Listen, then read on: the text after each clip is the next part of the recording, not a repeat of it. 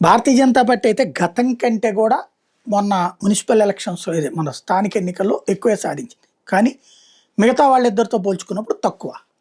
అదే సందర్భంలో మొట్టమొదటిసారి బీజేపీ చరిత్రలో అన్ని స్థానిక సంస్థలు గెలుచుకోవడం. ఇప్పుడు అదే విధంగా గతంతో పోల్చుకుంటే మున్సిపాలిటీలు కొన్నింటిని హస్తగతం చేసుకుంటుందని అన్ని సర్వేలు చెప్తున్నాయి. గట్టి పోటీదారుగా ఆవిర్భవించింది అన్నటువంటి.